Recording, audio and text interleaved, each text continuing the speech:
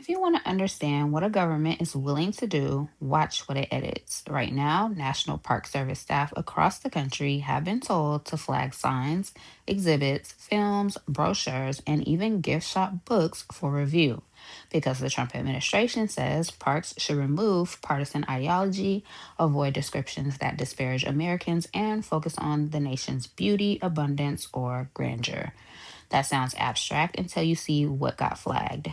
At the Emmett Till and Mamie Till Mobley National Monument in Mississippi, staff asked the administration to review an entire exhibit on Emmett Till's 1955 murder and Mamie Till Mobley's decision to make the violence public. The staff warned that removing the exhibit would leave the site completely devoid of interpretation. At Harpers Ferry, staff asked whether a document describing an abolitionist being murdered by a mob might denigrate the murderers. At Arches, staff questioned whether a sign explaining the damage from graffiti and invasive species violates a directive to focus solely on natural beauty. This is not keeping politics out, that is policing language until history cannot be said plainly. And this matters for everyday people because national parks are not just scenic stops, they are one of the largest public classrooms in the country. Families go there expecting truth, not a carefully edited version that avoids discomfort. The Washington Post reviewed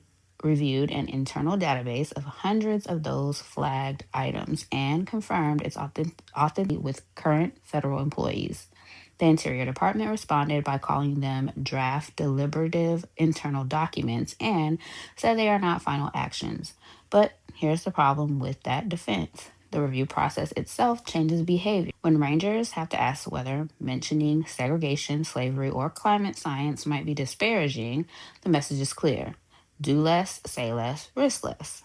This is the administrative version of keep it cute, except history does not stay cute. Some of the flagged items are almost comical if they were not attached to a serious censorship program. One park flagged a brochure for possibly disparaging a prominent American because it mentioned an early aviation figure who failed to achieve flight. Another asked whether describing the return of California condors could be interpreted as disparaging hunters, but plenty are not funny at all. Harper's Ferry staff flagged direct quotes about the causes of the Civil War from secession documents and Confederate Vice President Alexander Stephens, quotes that cite slavery as the cause. Staff asked whether using those quotes is cherry picking and denigrating Southerners. Let's be blunt. If quoting primary sources about slavery becomes suspect, then the outcome is predictable. The public gets nudged back towards a cleaned up story, and the lost cause gets a fresh coat of government approved paint. We are also seeing legal pushback.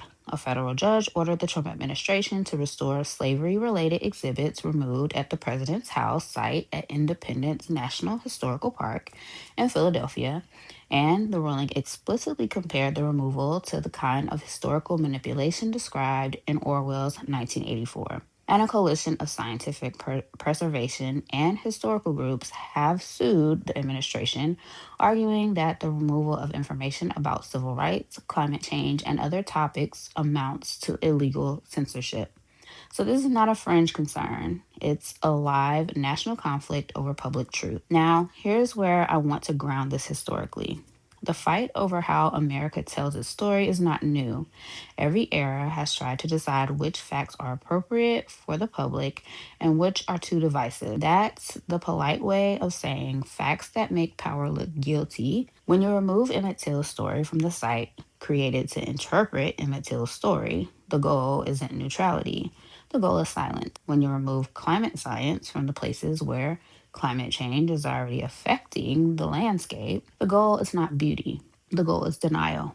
When you rework wording to avoid disparaging the people who murdered an abolitionist, the goal is not balance. The goal is sanitization. And once you accept sanitization as a normal administrative act, it spreads because the database shows staff are struggling to interpret what counts as disparage. Americans past or living, which is exactly what happens when political directives replace professional standards. Park employees are trained to interpret history and science for the public.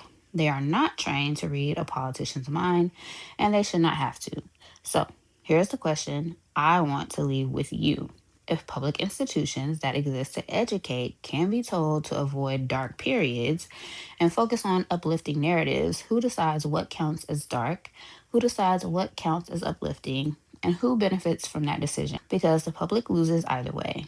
You lose context, you lose civic literacy, you lose the ability to recognize patterns. And then when policy starts repeating old harm, people say, how do we get here? You got here by letting the story be edited first. If you want the receipts, they are in the paperwork, in the directives, in the databases, in the quiet removal of panels, signs, and sentences. And yes, if your government is nervous about a museum label, you should be nervous about what else it plans to rewrite. For deeper historical analysis and weekly breakdowns of how foreign policy decisions shape real lives around the world, follow me on YouTube, Instagram, Substack, and Patreon.